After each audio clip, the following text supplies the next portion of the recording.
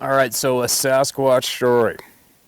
For some reason, they sure are popular. People sure do like them. And for me, I know I guess I better back up a little bit because for me, I don't. Whenever I see people call themselves, I'm a Bigfoot researcher, I'm a Sasquatch researcher, I kind of almost shake my head a little bit. I mean, teach their own. You do it whatever turns your crank, but I've been guiding for big game for many years. I've been chasing black-tailed deer intensely for many years, moose, sheep, caribou, you name it. You name the big game species, I've been guiding for it, but I don't call myself a big game researcher. Okay? It almost seems, I don't know, there's a lot of people out there that are ruining it for others with this topic using social media because they form some kind of Bigfoot support group and call themselves a community, and then they go about insulting the living shit out of each other and trying to discredit other people doing the same things as them, and it's really just a great big endless circle of garbage and wasted time and weird disrespect, and I'm not into it. And so that's why, when a lot of you people tell me I should head over to this page or head over to that podcast or talk to these people, well, I don't understand what for. What for? That's not going to do anything. It's not going to help anything. And I'm not interested in it. As an example, just a little while ago, since I finally gave in to demand by all of you to share these stories, I'll be working in my office, and all of a sudden I'll get a notification I've been tagged on some kind of post on social media. And I kept getting tagged and pop-ups on the right-hand side of the screen. I went and checked it out, and it's some Facebook page, Sasquatch page, and somebody had shared one of my videos that I share with you guys here, and they posted my video there, and these moderating idiots, these lifeless absolute skidbags, went to attacking me and discrediting me, like in probably less than 5 seconds. It was really, really bizarre and creepy to watch. It's just some kind of Sasquatch page with 5,000 or 6,000 members, and I'm seeing this, and I'm not a member, but I can't defend myself, and I'm watching this go down. I'm like, what the hell? What the hell kind of people are these absolute lunatics, It was just such a strange thing to see, but again, it backed up my disdain in a way for these so-called Bigfoot and Sasquatch communities. You're kind of a bit of a black eye to the reality of these beings that happen to be running around the forest. So anyway, there you go, you guys. That's why I don't consider my channel a Sasquatch or Bigfoot channel. It's not. My channel is meant to share outdoor knowledge with everybody and promote it, and as well it is meant to help everybody become aware of the helpful apps that we develop to give to outdoors people to help in the field. And that is what my page is mainly about. And I do enjoy sharing the hunt stories because they are interesting, and so many of you people never have the chance to experience that yourselves.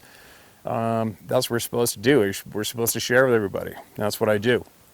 And as far as the Sasquatch topic goes, for anybody who's new to this channel, the reason I have so many stories is because I have done, an average 200, 250 days a year in the middle of nowhere in British Columbia and other places. And again, I've never been married, never had children. I went after this adventure lifestyle full time years ago. So, and also years back, I decided to look into the Sasquatch topic on a very aggressive, serious level, personally, not with other people. And I went looking for them on purpose, and had a couple of very unnerving experiences, and which brought me to the point of, okay, I know you beings are here. I know I'm here. Let's just carry on and not worry about each other, not ruin it for each other. Because, after dozens of people I've spoken to who have bumped into these things, and they don't go in the woods anymore. And these were people who are very passionate outdoors people, and it ruined it for them. And I have been borderline to that point a couple times, but my passion for the outdoors overrides it, and I force myself to continue going on. So I don't look for these things intentionally. I don't care. I know they're there. I know they exist. I've seen them. I've heard them. I'm good. But again, getting back to you guys, I have had so many requests from people nonstop on all the social media pages to share any stories if I had them. And then I look back at my grandfather, that stud of a man who threw himself in a bomber in World War II to ensure that all of you could live the lives you live today. And I just found that very insulting and ironic that years later he would be scared of the same people that he was willing to die for. He was scared of being ridiculed by all of you for sharing the experience that he had in the woods in Vancouver Round, an experience that he did not ask for. Okay? And that is my number one motivation to go ahead publicly and share what I know and share what I experienced with the people. And the number two reason is because of all of you nonstop hammering on me to give it up if I had it. So yeah, I got lots. But you know, I've got some longer, bigger stories. I've been up here on this mountain filming today for our app, so I really got to get going. But I'll share a couple tidbits with you. You know, I have a lot. Once you become aware these things are real and they're live, and you've accepted that, you tend to listen to more detail of people speaking when they're talking about things that happen to them in the woods, you know, and you start to begin to piece together more evidence that you hear by accident from people that didn't directly tell you it was a Sasquatch you ran into, but you do hear about people when they tell you of something odd that happened in the woods, and then you know the descriptions, and you know the sounds, and you know exactly what probably happened when it happened to them. You know, a funny thing to mention is when, you know, why I'm a little more aggressive than a lot of you would like when it comes to telling people I don't care what they think, or calling people dumb when they're the ones that laugh at this topic, is because it's just because I'm trying to thwart these people from attacking you online ahead of time. You know, I want them to know they're not going to bully me, they're not going to say shit to me to make me back down, I'm going to chuck it right back in their face. And I just try to keep that clear for the douches that come and try to, you know, hijack this channel, hijack the threads, and hijack all the good, hardworking, honest people out there that are here to listen and sincerely learn and possibly share. So that's the only reason why you'll find me repeating myself a few times in each video when I say I don't give a shit what you think, and I don't give a shit if you feel that somebody needs to prove something to you, because nobody does. And that is the way it is. And you know, commonly you'll see some comments, people, yeah, if you didn't care you wouldn't say that. No, that's not what it is. I'm saying that to tell you to basically go ram it up your ass before you get to sprack off, which you're going to anyways. That's what I'm doing, because I know you're sitting there lurking in the background ready to strike and be a douchebag. Obviously I don't like douchebags, is what it is. So anyway, I've got a handful of smaller stories. What I call them smaller stories is they're not overly big detail, but it's just more stories that I heard firsthand from people that I trust and people that I know are very experienced in the outdoors. You know, here's another example. Years ago, a friend of mine, a contractor, builder, and whistler that I worked with, I was a sub-trade, and very A-type kind of guy, originally from New Zealand. And we're talking away, and this topic came up, and he said, yeah, we saw one of those one night. I'm like, of course he did. Serious? Did you really? He's like, yeah, mate. Yeah, we're at Logger Lake. So if you look on the map, south of Whistler is the lake up in the hills there called Logger Lake. And what him and another fellow had done in the summertime is they went up there and they're camping, and they had their tubes, you know those tubes you sit in for angling, you fly fish out of them? And they're in their tubes in the lake, and it was past dark, but it was a full moon night, summertime, and they're having some beers and fishing and just floating around having fun, but they're in the shadows. They're still in a dark shadow from the moonlight coming down. And when they came out of that moonlight into the open, into the bright moonlight, he said this massive thing was on the edge of the lake. From what he described, this is how he told me. He says, yeah, this bloody big thing was on the side of the lake over there. And he said it started sprinting down the side of the lake faster than a horse and ran through patches of spruce trees, smashing branches off. He said the size of the branches that thing were breaking off, he said, would have clotheslined the average human being and dropped him in his tracks. And he said that thing went rifling off. Oh, there's a big bear right there. I'll spin this camera around and get him on video. Looks like a mighty big one.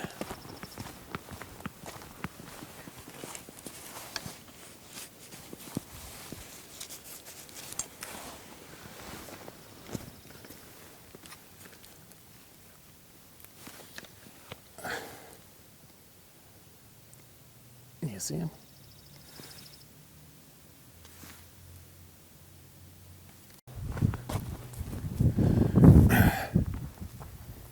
But anyway,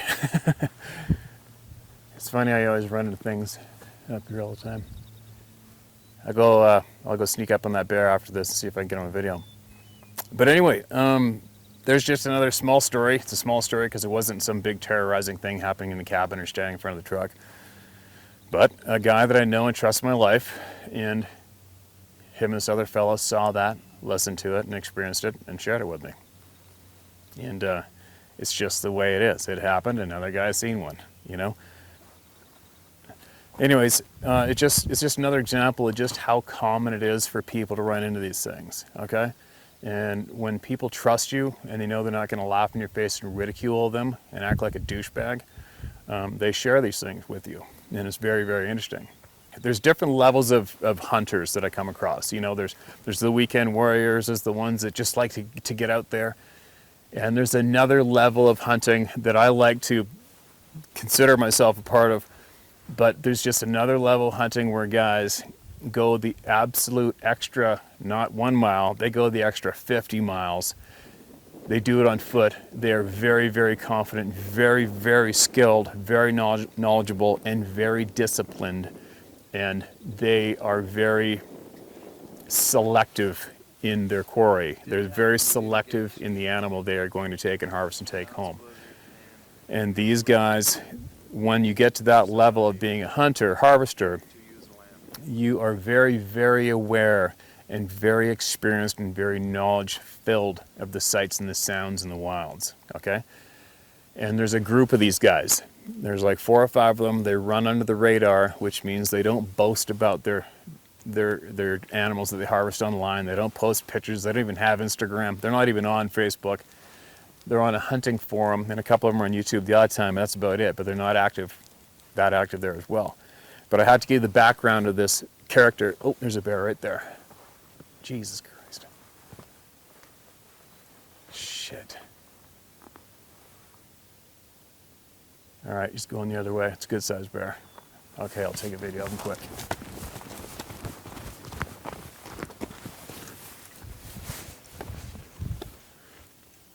Sucker came out right in front of me.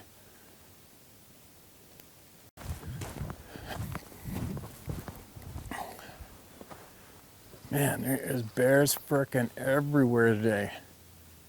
No gun. That's the second one I've been 20 yards from this I was filming today, and that is the 1, 2. That's the 6th bear I've seen. Okay, so anyways, getting back to the story. I got my eye on him right now, he's right there. So this group of guys, these elite hunters, they respect me and I respect them. And I was talking to this one fella, remember that group? I'll never forget it, because we're talking away, and he had just witnessed me going at it with the public on a hunting forum on a thread about Sasquatch, because a lot of guys somebody started the thread, a bunch of douchebags come on there and started running people into the ground for believing or saying they saw them. Of course, me, being the guy that will stand up for everybody, be the voice, and I will get the last word in when it comes down to it with that topic and these idiots, I dove in there head first and I didn't shut up about it and created quite the scuffle to the point that thread had something like 200,000 hits on it. And I never wavered my stance. And that is the reason why a member of this group actually was talking to me and asked me a question about it. He said, I'll never forget, he said, dude, are you serious? You really believe in those things? Seriously? And I'm like, yeah, man, I've seen one. I've seen 2 now, but one was, 15 yards from me, and it wasn't my choice. I didn't ask for it. There's nothing I can do to change it, and it's fact, and it happened. And I'm not scared of anybody or what they think, and yeah, I'm going to belt it out, and I'm not going to back down. I can't change my story, because that's the honest story, and that's how it happened. Yeah, I've seen one. I go, don't you believe in them? And he's like, no, I can't. He says, I just can't comprehend it. I can't believe it. He goes, I don't know why I can't. because he said, coming from me, he said that you are such an experienced guy and you back up your words to basically everything outdoors. He says, but I just can't wrap my head around it, and I can't believe it. I'm like, oh, well, that's fine, because you're not alone. There's a lot of people there that can't believe it. So now take note, we had that conversation, because 2 years later, he phones me up and his tone's way off. And he goes, oh my God, dude, you're not going to, we just had something happen to one of our group members, and you're not going to believe this one. I'm like, what happened? And he said that one of their buddies, their tight-knit elite group, I mean, these guys go on backpack hunts for frickin' days into the middle of nowhere by themselves and in a small group. These guys do this stuff all the time and all over the place. They are very confident, very skilled, very, very well-rounded outdoors guys. And not one of them accepted the fact that these Sasquatch beings are real, okay? And sure enough, and in a bit of a way, thankfully, and kind of relieving like, one of them bumped into a frickin' Sasquatch and had a face-to-face encounter with one while he was in his favorite mule deer hunting spot hunting. And I guess I shouldn't laugh, because he said that the guy is an absolute mess from it, and he threw in the towel and he won't go in the woods anymore. He just will not go in the woods anymore. And I'm like, really? No shit, like it messed him up that bad? He goes, yeah, excuse my language, but his exact words were, no, he's fucked. He's absolutely fucked. He won't go in the woods anymore. He's done.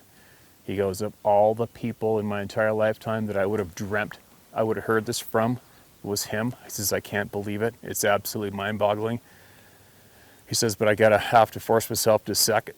But he said he's going to have to force himself to accept the fact that something's out there now, because one of his lifelong friends, one of his partners who they trust with each other's lives, told these guys flat out, I ran into this damn hairy monster, human-like thing in the forest face to face, and it happened, it terrified me, I'm messed, I'm not going in the woods ever again, I'm not going.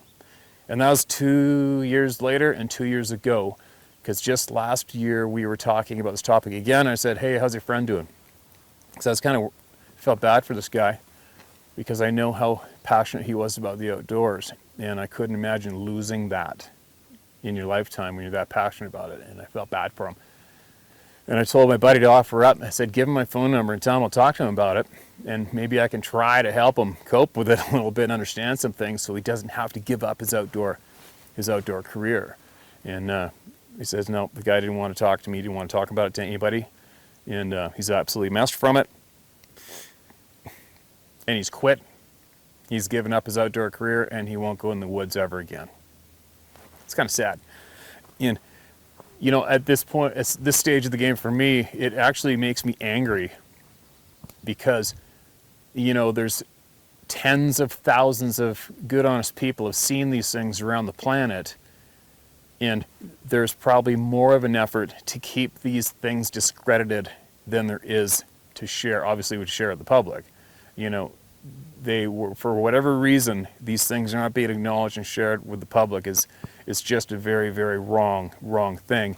And this story I just shared with you is a perfect example why. It's because somebody who has a life, who has found what they're most passionate about, found what they're good at, and because they weren't formally informed about these beings beforehand, before bumping into one, they unfortunately had the shock and the terror and the horror of seeing one of these things living, eating, breathing, standing in front of them, and now his outdoor career is absolutely ruined. And he's ruined as a man, and he'll never be the same. And it's all because the general population will not acknowledge these things as being real. And that's really unfortunate. Another story that I heard a handful of years ago as well, exact same theme. A guy I know in Vancouver, his hunting partner, who's actually a trades guy, a plumber, he was up, I think, near the Pitt River, north of Vancouver, up the Pitt River system, and his pickup truck broke down, and he had to stay overnight in his truck. And another truck came along the next morning, helped him out. He got out of there. He didn't share any details with me. The guy would not share details with him. This is a secondhand story through this poor plumber. to his friend through my years, and he was living somewhat rural, I think Chilliwack, and he sold all of his outdoor gear, his quad, his boat, his guns, everything, and grabbed his family and moved deep into the city. And he said flat out he will never ever go in the woods ever again. And and that sounds funny to some people out there. That'll sound a little amusing, but it's not amusing. It actually sucks ass, and it's not fair. And it's all because a bunch of douchebags will not let the public have this knowledge and acknowledge the knowledge. It's all because whoever the douches are that are in control when it comes to informing the public of the honest truth about these beings, they're not doing it. And it's really causing a lot of grief and pain to a lot of innocent people, and it's not fair. So anyway, so that's why I'm here sharing all of these things with you guys on YouTube. Hopefully I'm making a difference for a handful of you people who have seen these things and you're scared and terrified of ridicule. You're scared and terrified of the human herd and you're not going to share, and that's unfortunate, but if I can help you become a little more brave, and if I can help you come to terms with this a little better, well, then my time here is worthy of what I've shared here. All right? And there you go. I'll come up with some more stories later.